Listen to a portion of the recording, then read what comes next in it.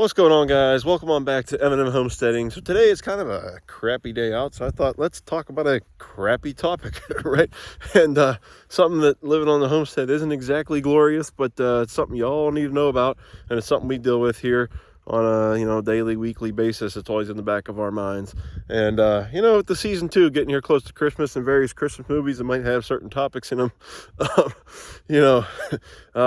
let's talk about the crap. Alrighty, folks, as you look back here on our property, you see a bunch of grass, open space, and what you don't see is actually something below the ground, and that would be our septic system. So that's right, guys. We do not get a bill for sewage, anything like that, sewage, water, anything like that. We have an on-lot sewage processing system called a septic system, septic tank, sewage system, whatever you want to call it. It's here below the ground. You can't see it, and it kind of does things out of sight, out of mind. But that's not how you want to handle it if you live on a property like this. Focus in. There we go.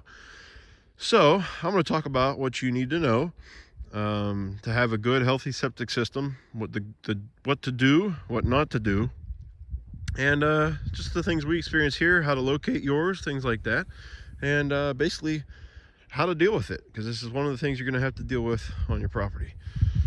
So without further ado, if you have a septic system, or you're looking at a house that's got a septic system and you don't have sewage, and you're living out in the country, you're probably going to have one. So it may not be easy to find. You may look out in the yard and not see any evidence of anything out there. It might look like a regular backyard, especially in the wintertime when you can't really see where the drain field is, because the grass is not really growing that well. You basically want to look for holes in the ground, or areas where the ground is raised, or there might be a greenish cap or a piece of PVC sticking up, like a white pipe sticking up out of the ground. I'll show you what mine looks like. This is actually my checking area, or the first chamber of our septic system. Right here is a piece of PVC that comes up out of the ground. And if I pop off the lid, I can actually see what condition it's in, and you can see there's some water down in there. No crust or anything. Ours is actually in pretty good shape, but that's actually where our system is. So that's how we can go in there, check the levels, things like that. Right now ours is relatively high because we've had a lot of rain the past few days, and the drain field isn't draining too well because the ground's saturated this time of year. So our water level's pretty high. If it were lower, I'd be able to show you the baffle in there that tells you kind of where you're at. There's like a black baffle you can see, and it tells you if your water level's low or high. It's always going to be looking pretty full. There's always going to be water, just the nature of how the septic system works. And I'll probably pop a diagram in here just to show you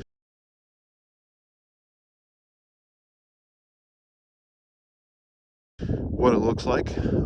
But you've got an inlet side, so we've got the house up there, pipe comes down to the ground, comes in the inlet side, it goes into the first chamber where the solids will settle out, and the water will pass through into the second chamber where the gray water is, and that's where there's a long pipe on the outlet where the water will sink down and go up through the outlet pipe into your drain field, which is basically our yard, if it would focus back here.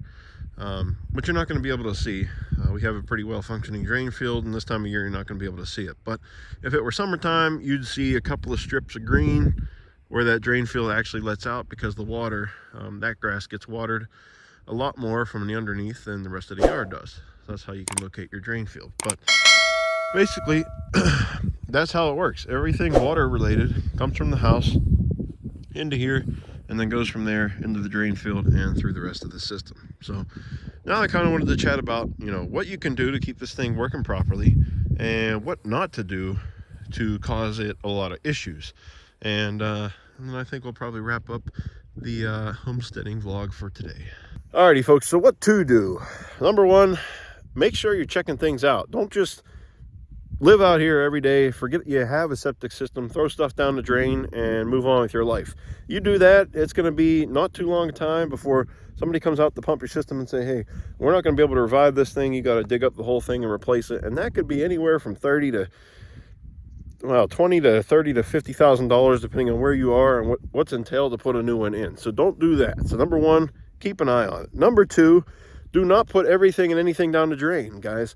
That is the worst thing you can do for your system.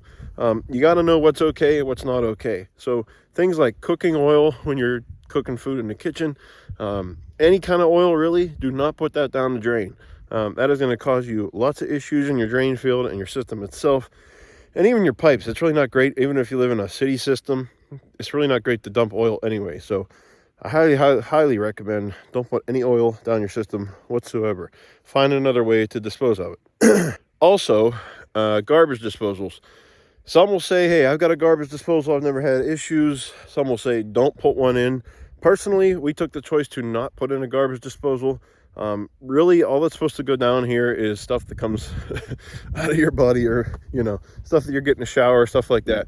You start to put food and other things in there, it's going to disrupt the natural bacteria and the breakdown that occurs of the solids and things in this tank. So do not, my opinion, do not get a garbage disposal. Find other ways of disposing your food.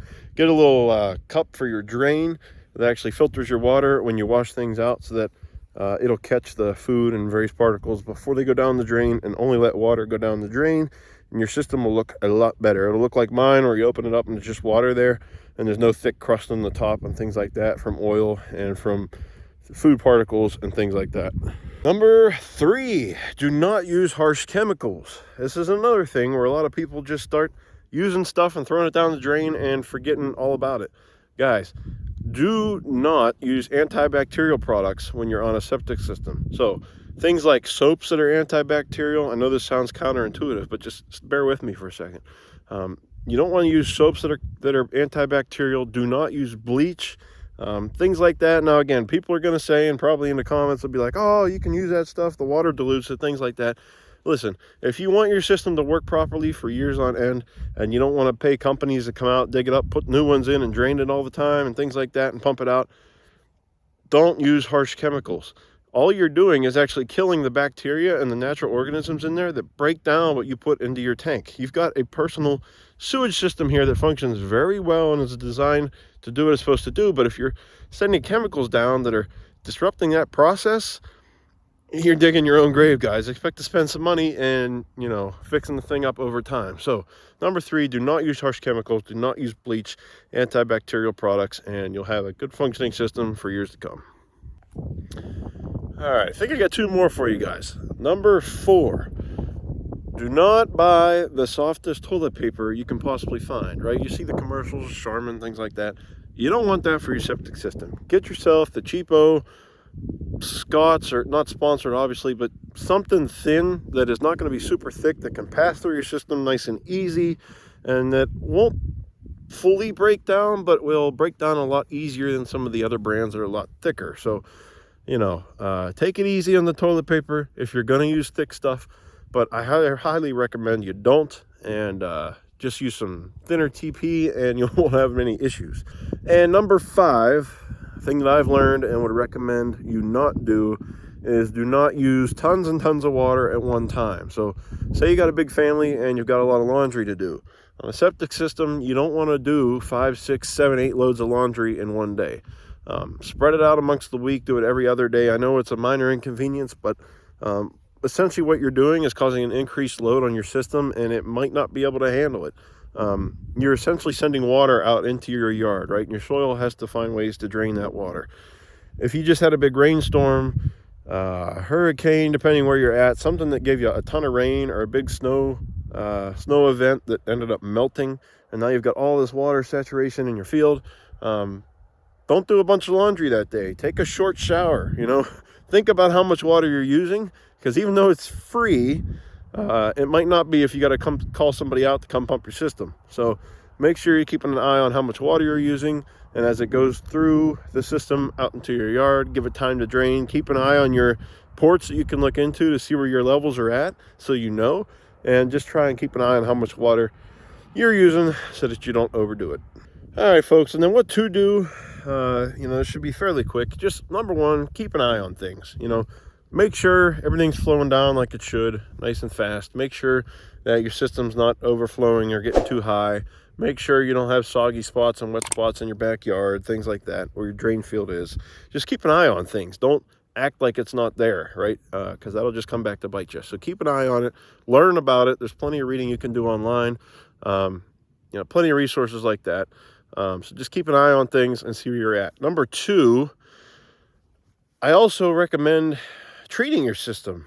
I personally have had really good luck with this. We actually purchased this house where it did have some issues with the system itself, and we're able to use various chemicals and things that I've researched that helped us open up our drain field and system because the previous owners were not properly taking care of it. So if you do that, and use the right things at the right times and add your bacterias back in and just give it overall support, it's going to help too. I have had a ton of luck using some of those things, and I will drop links down below.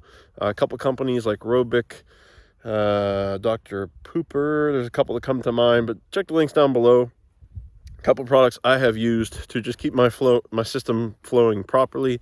I treat it like on a monthly basis. You have to see what works for you. I don't even know if I need to treat it that much, but just because I have so much success with it, I kind of keep after it. And, a few bucks here and there every month to throw some chemicals down and make sure things are working properly is worth it for me and peace of mind for me. So I do not mind doing that at all. And I think the third thing I have for you, and this kind of touches on something I already talked about, but just keep an eye on your water usage, right? You're brushing your teeth, maybe don't keep the water running the whole time. Or you're getting a shower, maybe don't spend 40 minutes in there with the water hitting your back. Use a heating pad or something. Just try to think of ways to reduce your water usage. The less water you can put down there, the better, and the better your system's going to be able to get rid of that water and work properly. So again, it's a minor inconvenience of living in the country. The more I've learned about it, it's really not that bad. I just have to get used to how to use it, how to deal with it. And if you do have problems, there's plenty of companies out there that can help you out. They can come pump it for you. They can come give you quotes on a new system, stank your drains, things like that. But if you do all these things and are aware of them and aware of how your system functions, it'll cost you less money in the long run and make this country life, or homesteading life, for the better and more exciting as you go along. So thanks for tuning in, guys. I hope that was helpful. Drop a comment down below. Let me know if something I forgot or other things you have in mind that have worked for you. I think I covered most of what I wanted to cover in this video, but drop the comments if they would be helpful. Also, like the video if you liked it and it helped you out, and subscribe to the channel if you're new here. We try to release a video every Monday and every Thursday. It's just about our country life and homesteading life out here in the country. So without further ado, guys, take care, enjoy this holiday season, and without further ado, our homestead to yours. Eminem out.